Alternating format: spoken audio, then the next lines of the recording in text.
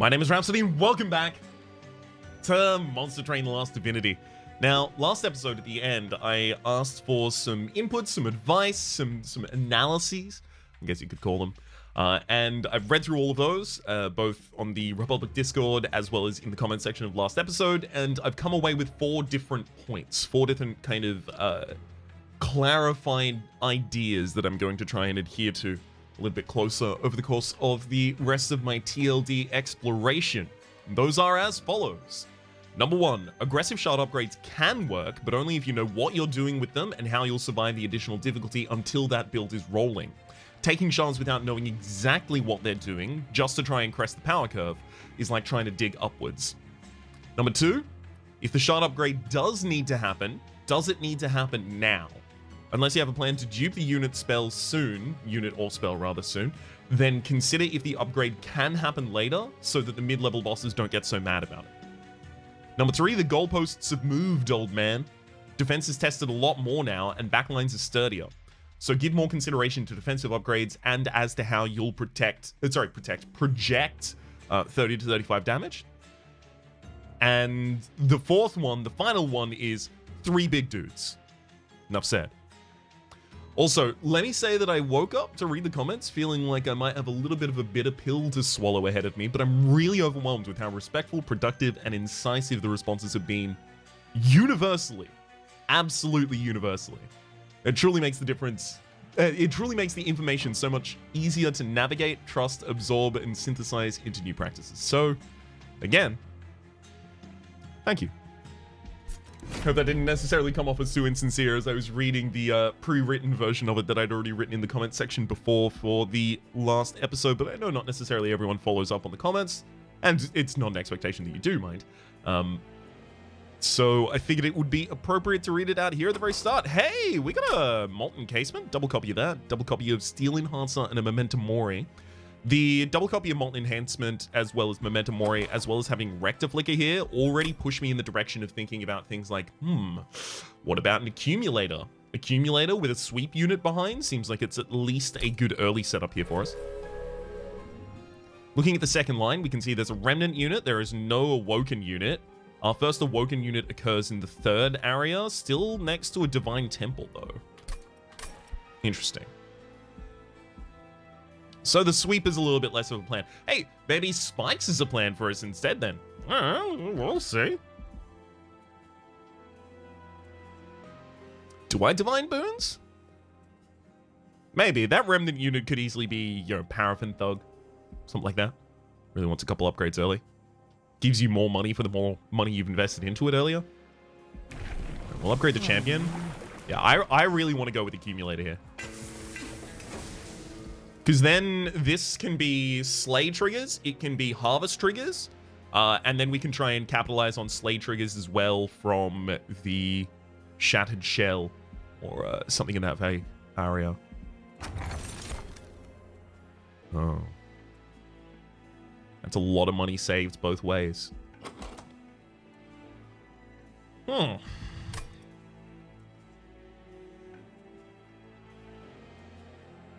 This is actually difficult. Do I want access to the upgrades that I choose more easily? Or, like, do I want heavily curated units, or do I want Manny units, right? So Capricious Reflection gets more valuable the more cards that I take, because then it's given more upgrades out. And Guild Marker gets more valuable the more money that I have and the more money that I spend. There's a Slay trigger in the Paraffin Thug that gets you gold. There's a Harvest trigger in the Wickless Baron that gets you more gold as well. So there's 2 different ways that give us kind of a bankroll for the Guild Marker. I'm going to take it. I'm also going to take the Divine Boons. Part of that is because I had the Guild Marker. It's definitely got a little bit of a push with that. I would love this unit draft to be a Shattered Shell. I would love this unit draft to be... Full stop. Just to be. One problem it looks like we are going to run into pretty consistently here is the old no damage problem. The old we don't do damage yet. So I think I'm going to have to try and set up on the bottom line, get as many harvest triggers as I possibly can, and then just accept that.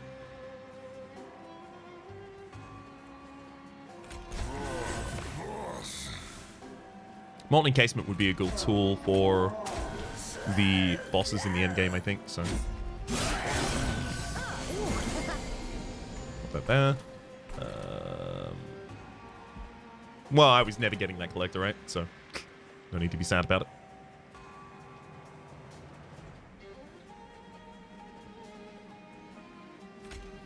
Okay, we'll put the dragon in front, but all the stat buffs go on the big boy. And again. There's also one more Molten Encasement in the deck, so we definitely put both dregs in front. Fine. Top lane, not great, but it happened. And then the bottom line gets the kill for us, so this prevents this line from actually going up and causing any damage. And that was the plan behind setting up on the lowest line.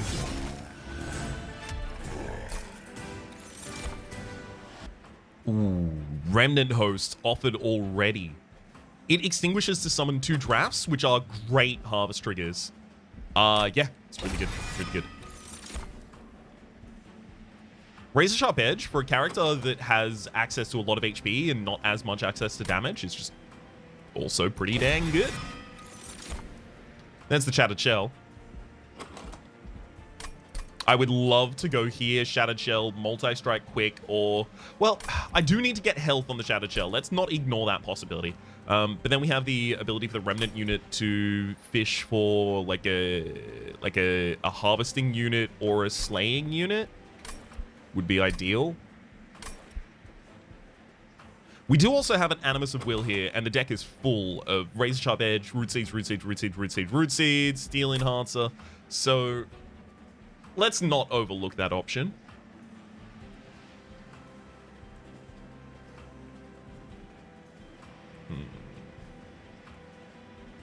I feel like I'm going to have a lot of difficulty projecting damage to the backline if I take the Animus of Will here. There are not many spells in the class combo that we're currently playing that will project damage backwards.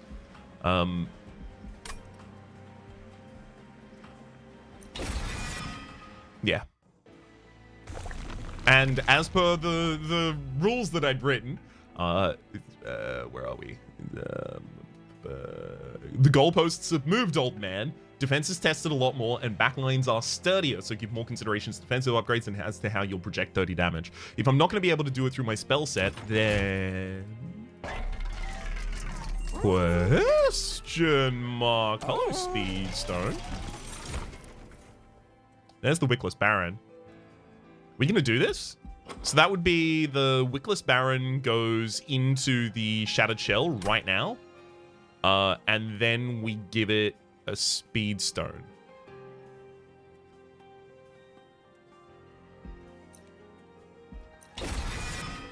I think we do it. I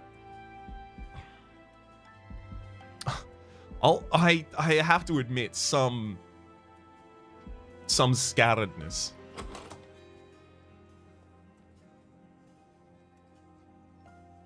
Because by base, the Shattered Shell is still wimpy.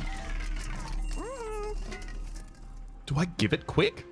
Quick is so much defense on all of my other units in that line if I give it Quick. A Quick Sweeper is so good. Yeah, it does want Quick.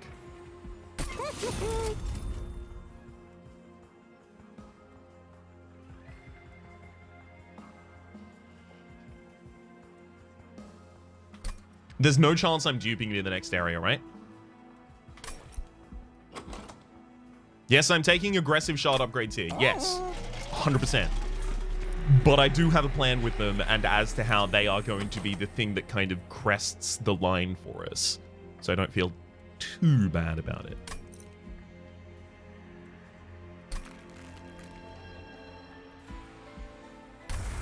Sacrifice you into the Shattered Shell. And so the idea right now is we have a 5 capacity floor.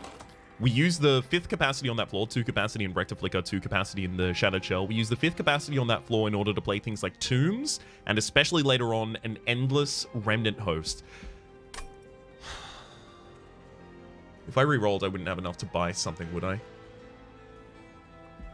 I don't think Extreme Stone or Seek Stone are necessary or useful here even. the reroll and then 80 after that? Not really, no. Do I have to upgrade it now? It's a great question. Probably not, right? Because I really don't want to miss out on Endless. That's the big thing that I'm trying not to miss out on here. Specifically, Endless for the sake of my other units. High Priest of Light. Going to be sweeping through the backline, so the HP of our... Well, we either need to get the Molten Encasements to protect the Shattered Shell or something similar in that area. Unfortunately, enemy units enter with armor 10 is pretty rough, because it means the Shattered Shell isn't able to scale until after I hit it with a Razor Sharp Edge or enough Root Seeds or enough Steel Enhancers.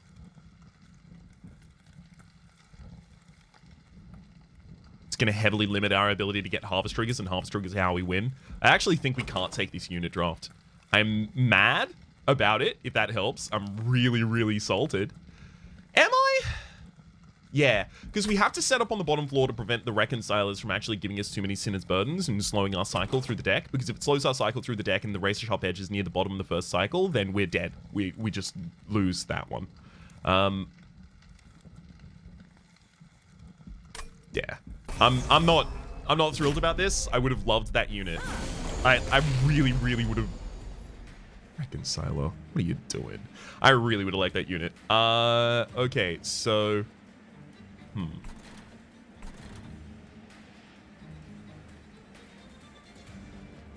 Yikes. This one's just a drag in the front line. It takes all the damage for us, thankfully. Rector Flicker goes up behind, and then the Shattered Shell behind that. You get a Root Seeds. We don't do enough to the Reconciler, but... Are they all going to come in max size? Because if so, Root. Call a Root on that one.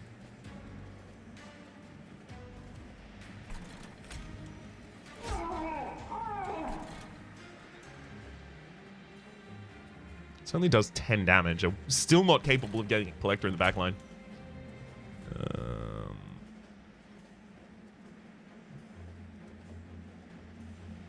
I mean, that's not even going to change anything, is it? Oh, it does. Didn't think that was actually going to change any of the breakpoints for us. Yeah, that top floor's not really good.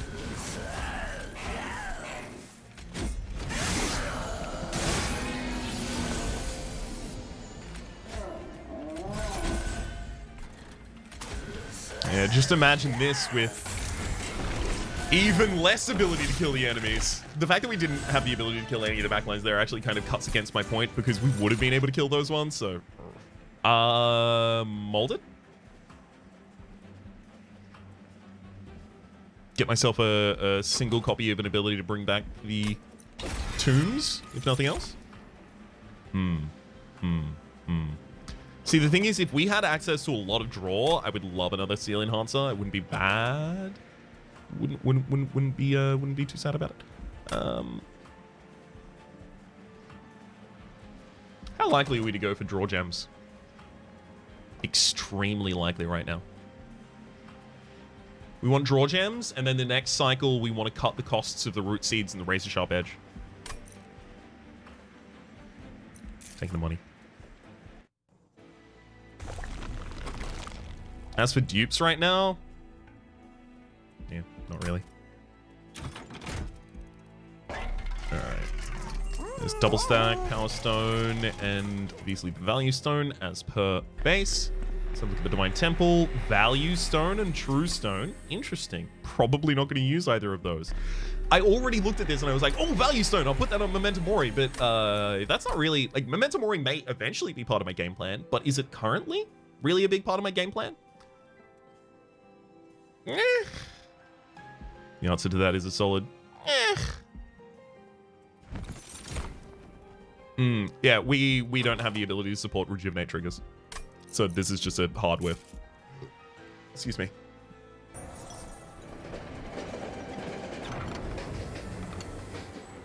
Oh.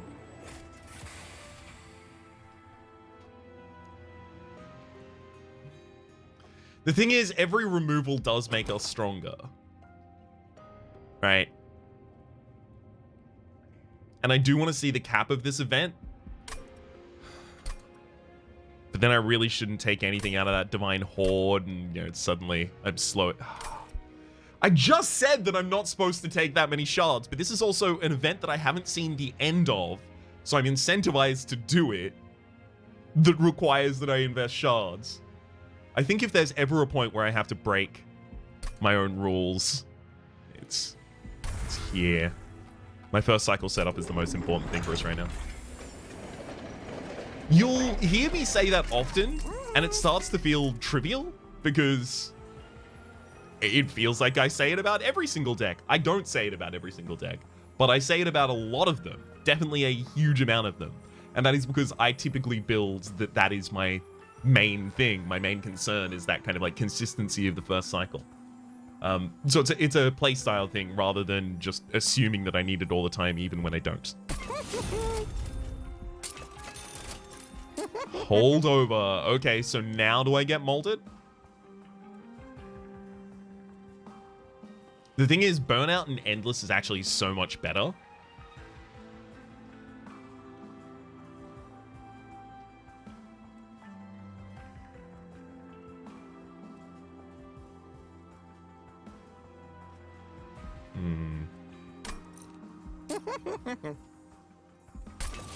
No, we can make that a thing. So the thing here is now I want to put one of the tombs inside of another tomb, right? But here is a lesson coming into play. I won't do that until this Divine Temple, because I don't need to do that right now. I do want to do it ultimately, but I don't need to do it right now.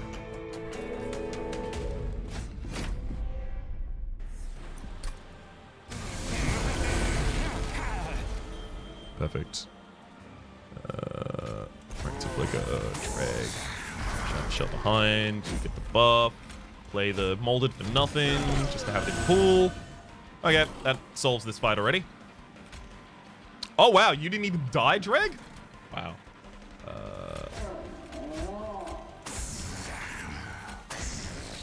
Get rid of those.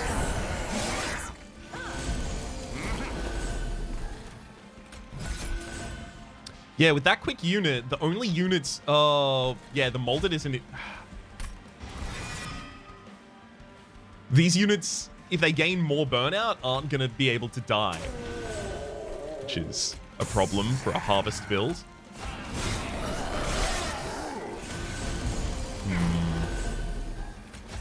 Yeah, that doesn't feel ideal. Like here, it survives. It just straight up survives. Survive.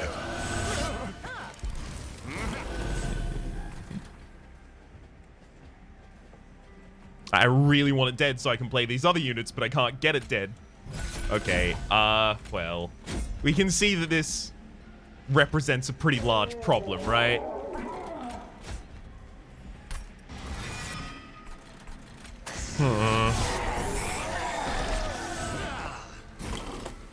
How do I want to resolve it? It's ultimately the question, right?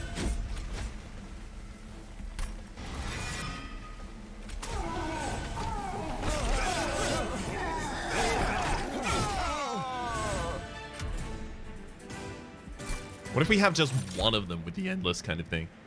Wildwood Tome to apply quick. Awoken Rail Spike. Yep. Paraffin Thug. Am I likely to put another unit on that floor, or am I likely to more than that just manage? Well, see, the thing is, the Shadow Shell can't deal with, like, the first wave is an enemy with 120 HP. It scales, right? All of them scale. So I need something that kind of, like, does the damage while they scale. Part of that could have been an Entombed Explosive, the one that I passed over for the Remnant Host. The Remnant Host itself could obviously be part of that. Spells aren't really going to be a huge part of it. We're already out of the ability to find Glimmer.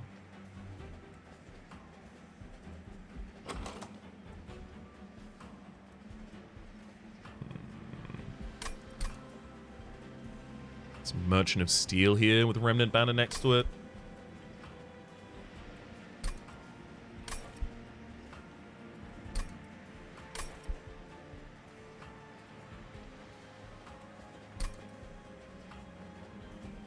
What if I used a minion just to deal damage for a couple rounds? Right, so I went capacity here, took a 2-size unit in Lady of the House.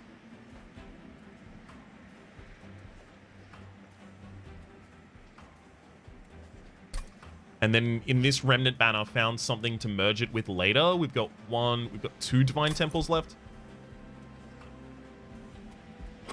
Because right now, we fight a single big dude, and then we die to a single big dude. It just goes through to the top line, it kills us. We set up on our own top line. You know, there are worlds where we could do that instead, giving them some time to pick up things like root seeds and such. But it's not going to scale enough by that time to get large enough for our purposes. It feels pretty obvious to me right now that capacity is what we're actually taking here. Especially with the Awoken Rail Spike providing us extra draw.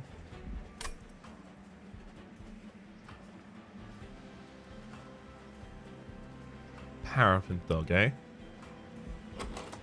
That's ideally what I wanted to actually put into the Shattered Shell. Get a bunch of money. This is not too late for a Paraffin Thug. It's just, do I want it when the stats of the Lady of the House kind of eclipse it a little bit? I say a little bit, right? It's double damage. Lady of the House also has Burnout, right? And one of the big things about it having Burnout is the first 3 rounds are where it really needs to be dealing its damage. Or first 4 rounds if I draw it in the second round. And then after that point, I'm kind of fine with it burning out, because by that point, I should have some of the encasements dead. And possibly even molded, so then suddenly I'm setting back up that line more consistently.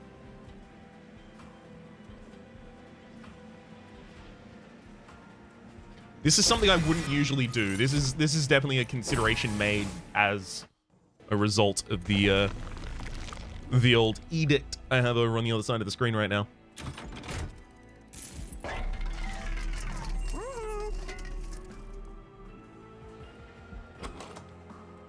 Large Stone on the Shattered Shell would make a big whack of sense. The only problem is it robs us of the ability to do the multi-stack floor that we just laid out our plan to do. Paraffin Enforcer, eh?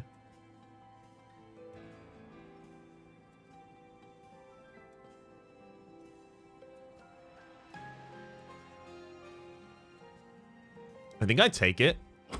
Because then I think multi-strike for the Lady of the House makes a whole lot of sense. And then this can just be a unit that I reform from time to time and just go with, you know? The only problem is here we're looking for Endless or multi-strike on the reroll. Quick? Would I take Quick? Yes. Don't really have any whiffs out there then. Do you need multi-strike or do you just need plus 10? Because maybe you just need plus 10, I throw that to you. Let's look at the Divine Horde. When played, your champion gains 50% extra max health. The only problem is Rectiflicker doesn't really get that. Jackstrips is going to stop being useful super soon, and also it competes for slays against the Shattered Shell itself already. Unless I'm setting up in the midline, Jackstrips isn't particularly good for us. Now, Sap Tap's also not great for us right now, because we don't really have any healing in the entire deck. I think I take Markham and Exile, just recognizing that it's not that good for us, but I guess it's fine. Then we take the Accumulator second level, we go to the Merchant of Steel. Do I Strength Stone the Shattered Shell by itself? Yes, I'm not happy about it, but yes. There's the multi-strike that goes on the Lady of the House. The Lady of the House is going to inherit the Paraffin. Actually, hang on. Is that the correct order for those to go? Do I want them to inherit in the other direction, maybe? So, Lady of the House goes into the Paraffin Enforcer. We end up with a 30-55 that has Burnout 3. And no, it's definitely Paraffin Enforcer into Lady of the House. We get Burnout 5. We get no extra stats, but we already have better damage with this. Yeah, it's got Burnout 5. Burnout 5 is a real big difference there. Real big difference maker.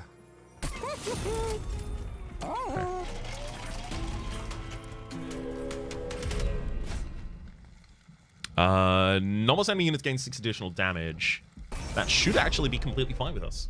And we definitely need the money. We are challenge poor right now, unfortunately. You've got 20 damage on, eh?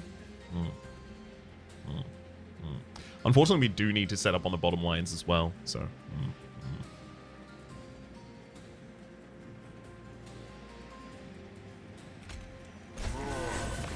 I think I just play a bigger Woken Rail spec here.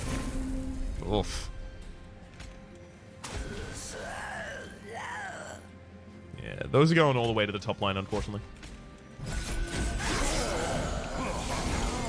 Not really too much I can do at that point to save them.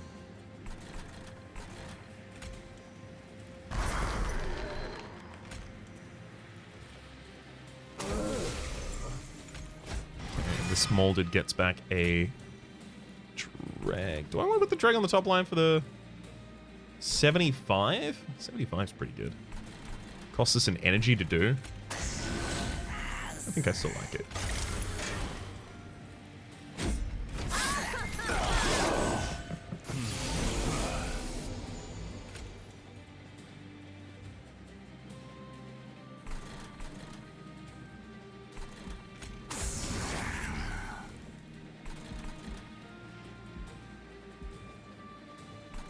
Yeah, I can set up against that Clipped Guardian right now.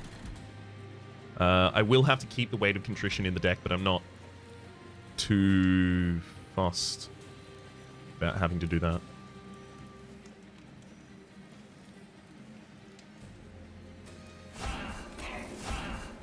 There we go. I'm keeping Molded held over right now. I might just be doing that inertially, and maybe it's not a good idea.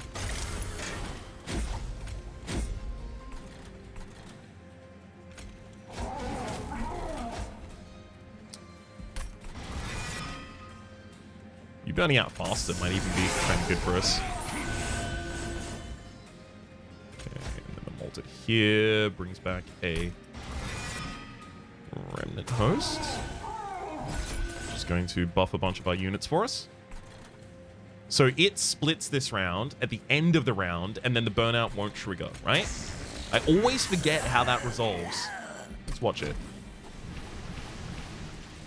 Okay, so you blow up. Yeah, and then they stay on the board. Because there's only one instance of the burnout occurs. Okay, got it. Nothing else we can do right here, so... send them and watch them go. We definitely would have died there without the Lady of the House and multi-strike.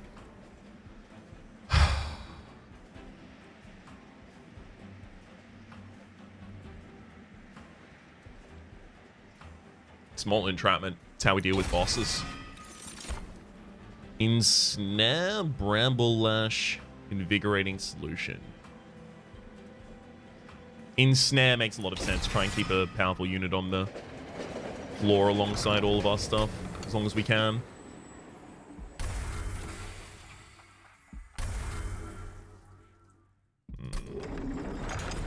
We're in the red. Didn't want to be here, but we are in the red. Oh, God. Do I really have anything I want to do right now? Not really. Alright. Let's go over here for more removals. Trying to make the deck even more consistent. That Paraffin Enforcer is about to be taken out as well. Momentum Mori feels like it's something that I do want to drop, but it feels like a later drop, if it is one. The dregs still aren't really useful. They do get out of the cycle in the first cycle, which is nice, but they're in between me and the rest of my powerful cards. And they're also misses for the Awoken Rail Spike. Twinstone intrinsic. Sorry, spell chain intrinsic.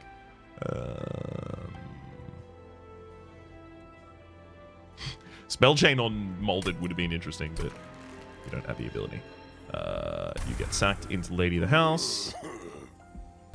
Unfortunately, now definitely taking us over the 100. Not really where I want to be. Going in to Ring 5. Like, this is exactly the position I was trying to avoid. Did I make a mistake by doing this?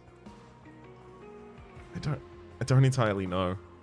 I could hold over -1. Well, not hold over -1, but I could hold over the ensnare here. Just gives us the ability to ensnare an enemy every single round.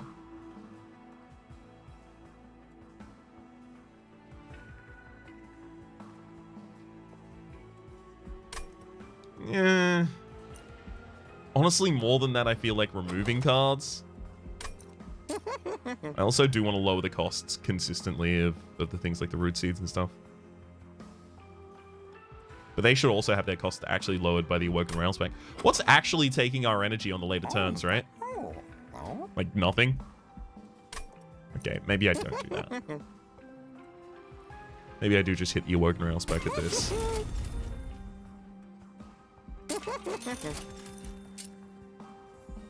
Reroll, hit it again, purge. I'm gonna say 2 dregs. Yeah. Every time you remove a card from your deck, like every subsequent removal is more valuable than the last one. Consider that if you have 100 cards in the deck and you remove 1, you've barely changed how the deck plays. If you have 9 cards in the deck, 11 cards in the deck and you've removed 1, well then suddenly you know exactly what your first 2 hands are. It's so, yeah, each of them increases the value of the next one, which is why when I start removing things, I start removing a lot of things. That Merchant of Trinkets would be nice. I don't think we're going to be able to get enough value to really explore it too... Oh! Non-boss enemies enter with spikes 4. So that means the Shattered Shell loses 2 HP every single time it kills an enemy. For an artifact? I can't do that. I actually can't do that, though. I feel like I'm kind of keeping myself on life support right now. It's not a comfortable experience.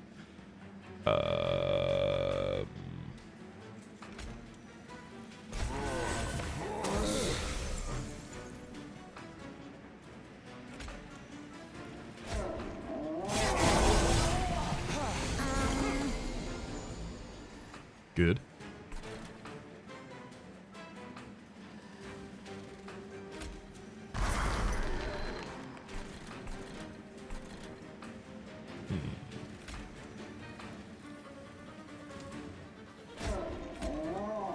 Let's keep you there with a root.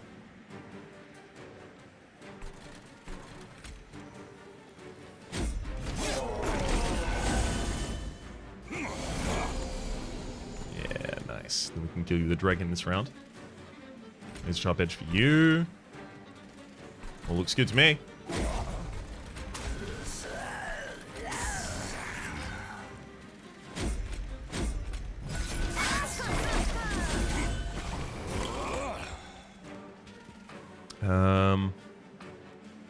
So Molded has 2 Molten Encasements it could fetch for right now. That doesn't really help us.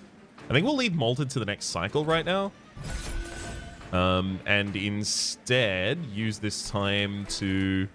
I mean, I do want to set up a Remnant Host here at the absolute least. Yeah, I think I'm just gonna get 5 cards reduced with the Rail Spike here. Well, okay, it actually ended up reducing 2 cards. That's okay.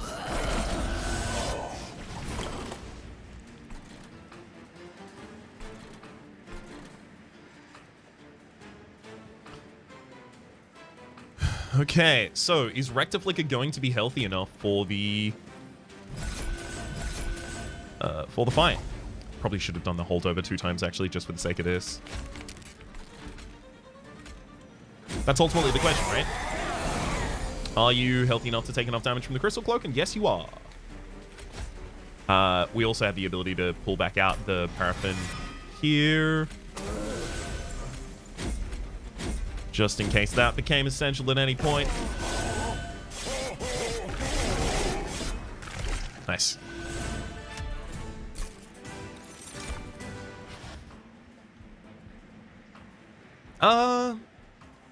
Crushing Demise is a good tool for hitting like a single boss unit or something like that. Tanky unit, big dude, that makes its way past me, because then I can just play it on the top floor and it's an instant kill.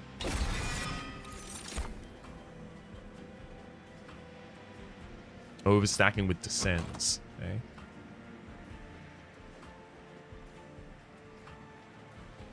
I don't know if I really want to overstack, because overstacking starts precluding my ability to use gems. I'm actually quite likely right now to take the capacity gem from the next store as well. Ooh, there's actually money in that Divine Boons as well. Double removal over on this side makes it even more appealing. 2 minutes plus 30 and burnout. That's really good, because then now all I have to do is give them endless at a normal store. The only thing is now I have to give them endless at a normal store, right? Like, it's a benefit and a downside for the same reason.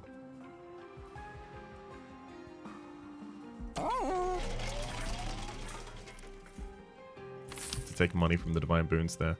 Alright, Conceal Cabin, what do you got?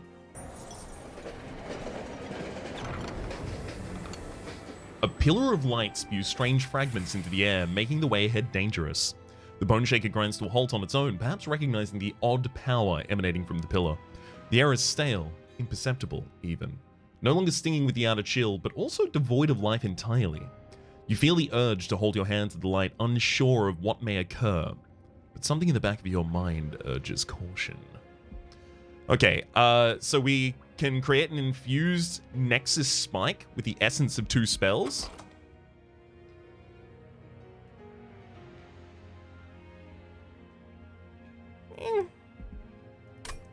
Or we can purge a spell and create 3 copies of that spell with unhinged power. They reduce their cost to 0 and they apply purge. Let's infuse the Nexus Spike. Okay, select a spell to infuse. The spell will remain in your deck. That's not what I thought was going to happen, but okay. Well, the Nexus Spike itself was 2 costs. So does that mean I want to put like a Mortal Entrapment and...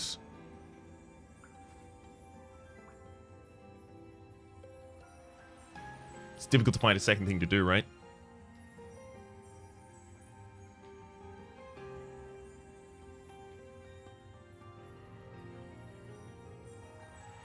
Because I'm targeting an enemy? What if I Mortal Entrapment and Molded?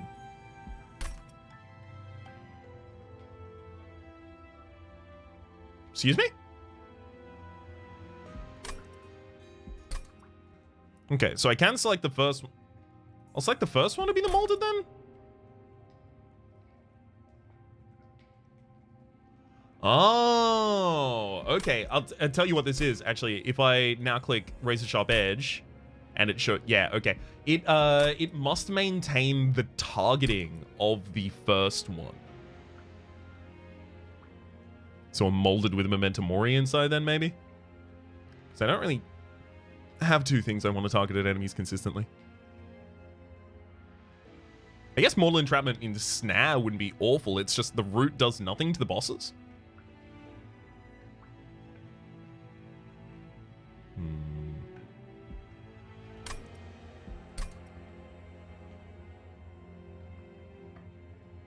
Maybe Molded Memento Mori is the way to go with it. Entranced, you reach into the unknown power and the light consumes you. Flashes of Hellborn and humans and those of heaven flicker past in the strange pocket realm. Humans, eh? As if refocusing it, their life force can be felt like molten brands in your head. And looming beyond it all, a booming darkness unlike anything you felt. A void of life and death and goodness. The Divinity. When you pull your hand out, a remnant of the all-powerful divinity comes with you. You know now, you are not alone. Card that was infused into our deck is the Nexus Spike. Does not affect bosses. Does not affect bosses. Okay, well, I'm really glad that I didn't take the old Mortal Trap and instead play Molded and Memento Mori in Plastic.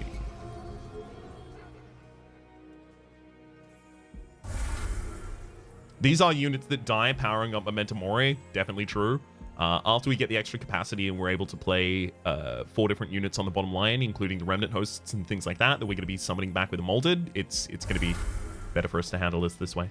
Especially after we use the Divine Temple to put something else into the Remnant Host.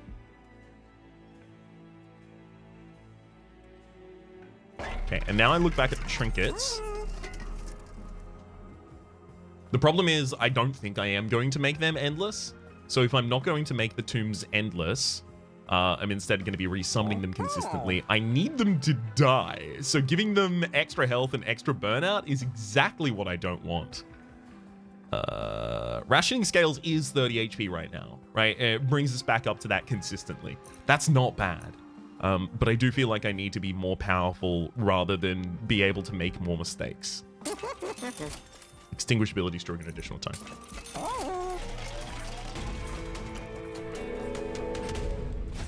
Okay. Okay, we can do it.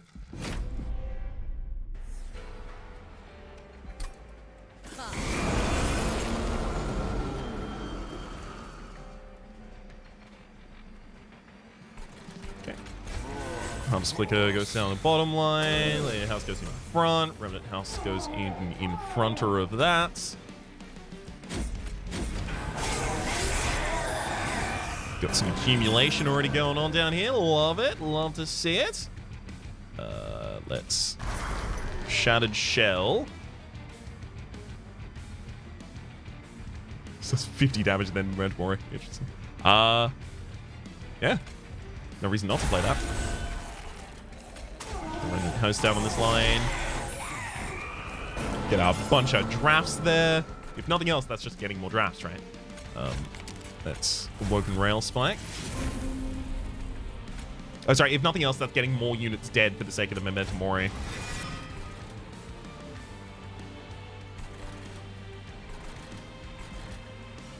I really wish I could just pop it down here. But again, how is it going to die? Got burnout. I wish I had the ability to just target kill my own unit.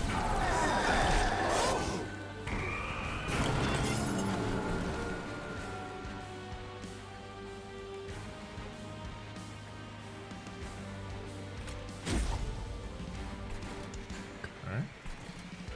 Well, I mean, I can target kill my own unit with this.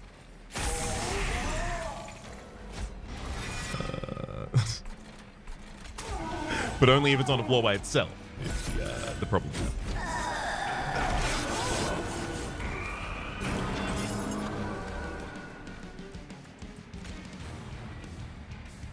Yeah, I'm not going to daze my units here. So we're all good. It's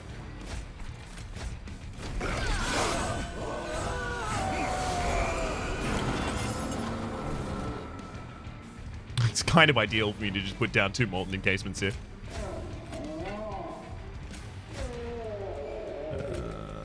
Again, we'll keep you there, I guess. Get him, Paraffin Enforcer.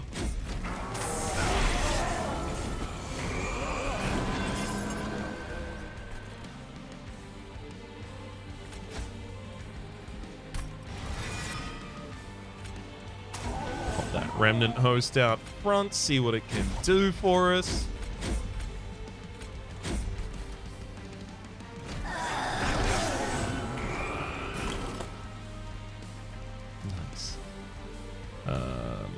Unfortunately, it won't deal any damage to use the Razor Sharp Edge against the enemy at the moment, so I can't set up the Mold Entrapment, despite the fact that it really don't matter if I do. Sure, I'm going to Razor Sharp Edge that unit, then bring it back.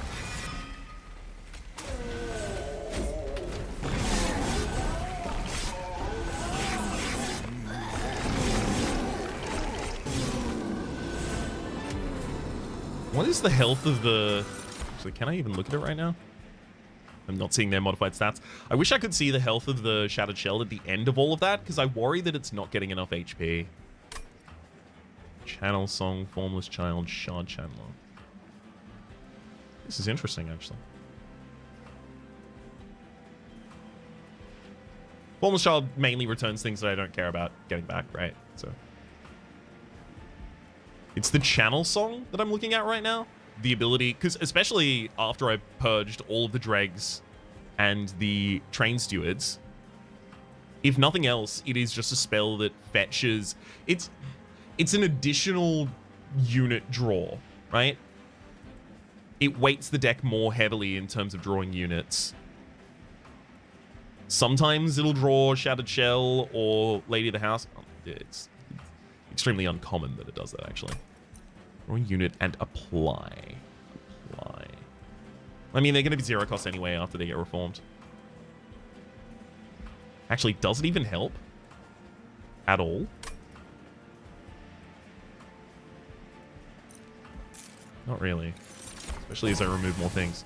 We go on double capacity here. We're actually doing it. Merge up to 3 cards. Yep. Yep. This is where we start getting real nervous. So the 3 cards that we're going to purge are almost certainly going to be Root Seeds, Root Seeds, Root Seeds.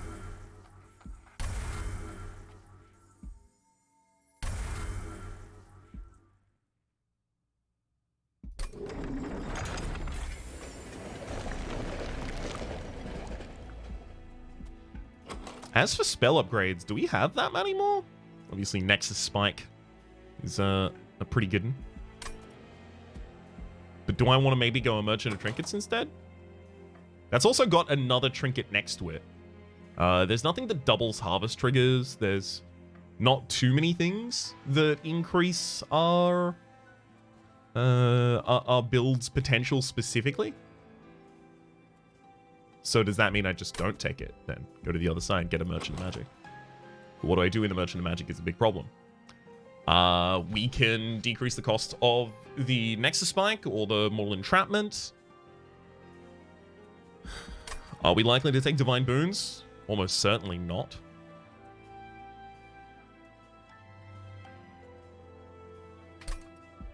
Let's go to the logbook for just a second here and consider our options.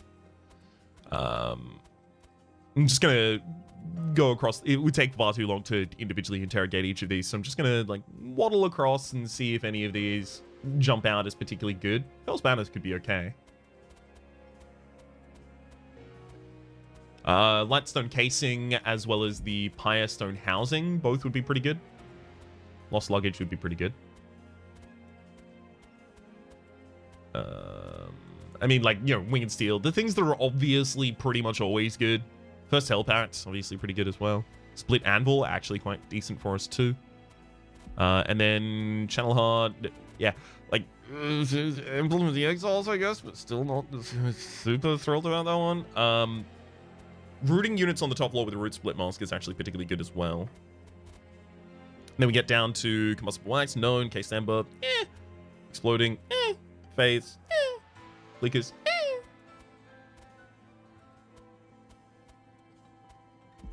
There are so few relic hits for us right now. Like, remarkably few. Stack. No. Decrease the cost of the Nexus Spike and hit him with a reroll. Do I really want to hold over that Nexus Spike? Oh, it has Consume? Huh. For some reason, I just did not think it had Consume.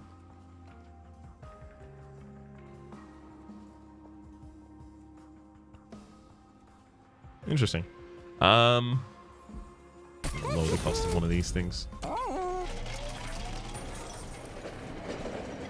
Yeah, now I feel bad. Thankfully, I still have the ability to use this for holdover. Create a sap effect? No. A regen effect? Also not really. Armor? That's a way for us to try and keep our backline healthier.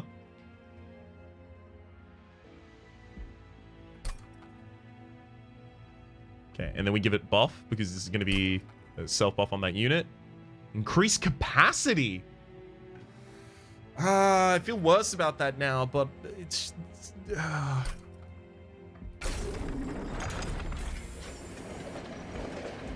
well. We give holdover to all-day magic. This is good. It's good, don't get me wrong. But now I feel like, you know, this Light of the Seraph easily could have been almost anything else.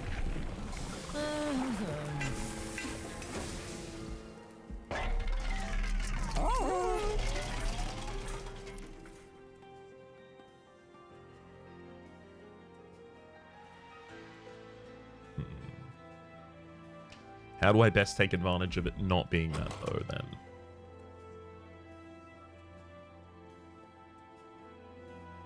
Something like a Molten Encasement goes into the Remnant Host in the next area, and then we dupe that?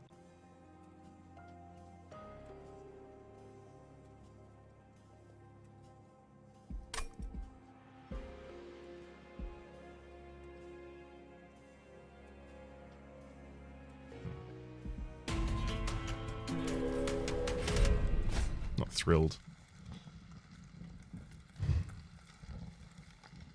Enemy units enter with armor 20.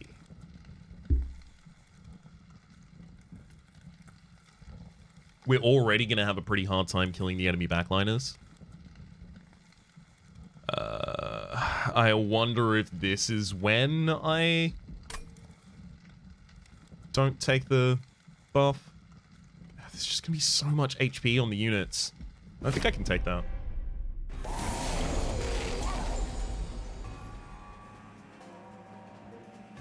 Because you've got sweep here as well. I'll have 2 Ember Drain next turn. Am I okay with 2 Ember Drain next turn? I guess I kind of have to be, right? Got regen 20. Right now, that Pyre Wings intends to kill us.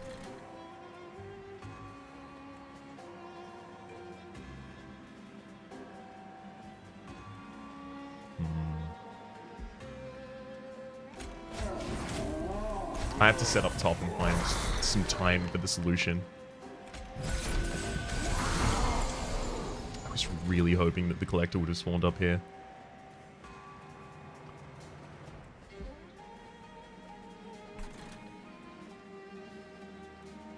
Lady of the House will die if I play her on the bottom line. Giving me the ability to reform her for the second line. Molded that I'm probably going to hold over here. I've got 2 holdover cards right now, which feels real bad. But also feels like I kind of really need them.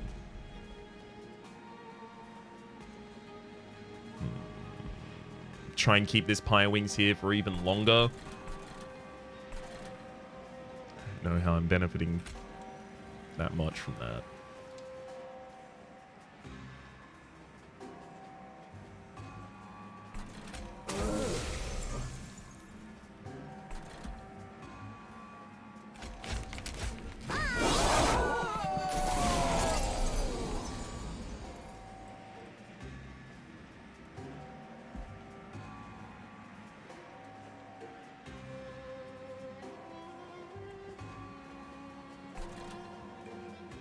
Okay, so this is getting cast for 2. We've already got the Light Wing in the backline down.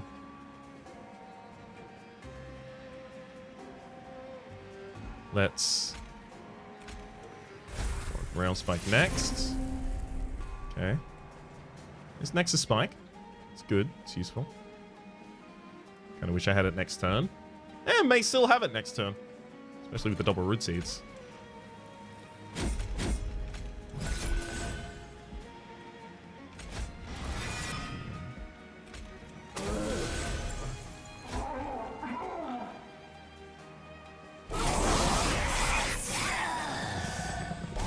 So it's Memento Mori is kind of like a biggest out right now.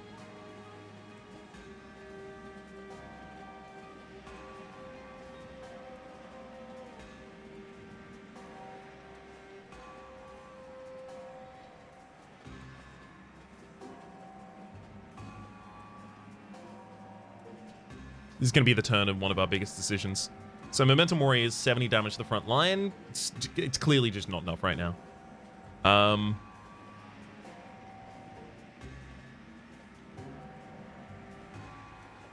So one way of attempting to address this would be putting a... because that's 6, right? So the Molded could bring back the drafts.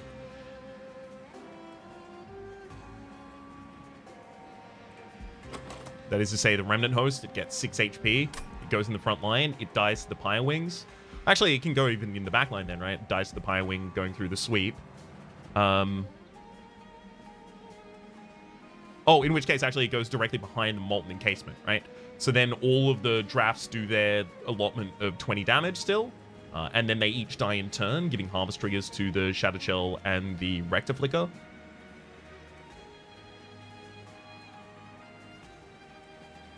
My worry right now is I have to use, I think, Crushing Demise to try and kill something. Right? Which means my turn is Molten Encasement, Molded, brings out the host. And then we play both of those. And then we Crushing Demise.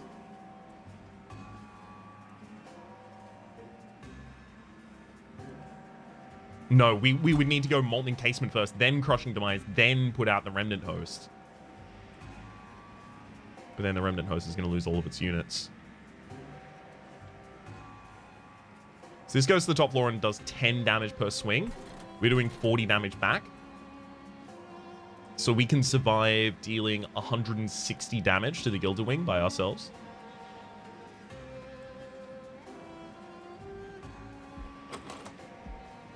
Is it ever Lady of the House instead? If only it could be Lady of the House and Remnant Host this turn, that'd be so good. Because then the Remnant Host blows up first, then the Lady of the House attacks next. Remnant Host blows up courtesy of the Pyre Wings, as long as the Lady of the House is in front. Then it gives its burnout buffs to all of the other units on the floor. The more I look at this, the more I feel like the only possibility we have of winning is Molten Encasement goes down. I use Crushing Demise, 50-50, it hits a Molten Encasement, and 33% chance it hits the Gilded Wing.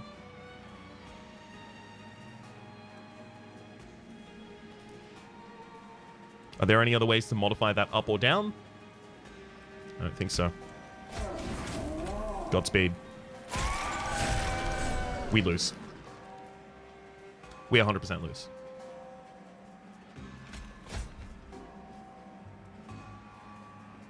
I mean, I can't bring back that one right now, so I guess I'll bring this back.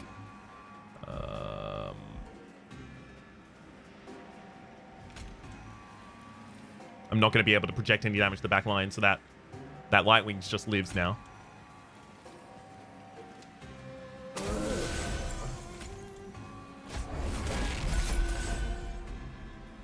Which itself is 50 damage.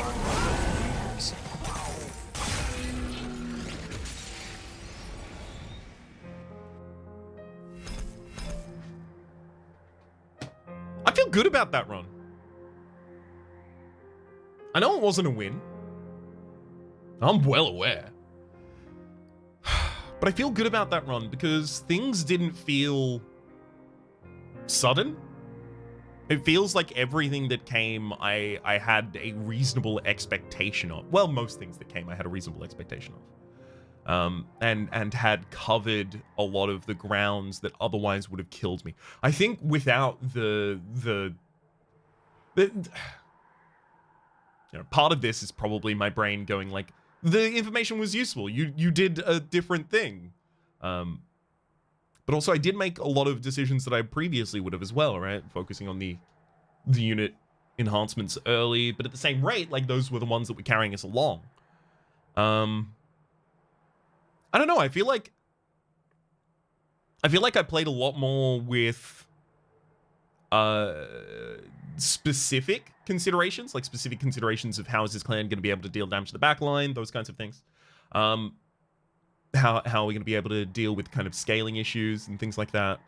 I felt like I dealt with those more in a more considered way than an instinctual way, which is where I started to feel like I was sitting, kind of living a lot near the end of the last episode at 12. I'm happy with that run. Yeah. Yeah, I'm actually jazzed about that run. Didn't win, but not all of them have to or get to. That's, of course, not to say that I made no mistakes whatsoever. It's more like, do I think I would have gone better before? No, I think I performed better in that run as a result of some of the considerations made. Now, we got Lobby Classics Studies as the custom challenge code up there in the top for the moment, though. My name has been Rhapsody. The name of the game has been Monster Train The Last Divinity. Hopefully you have been enjoying yourselves, and hopefully we'll see you next time?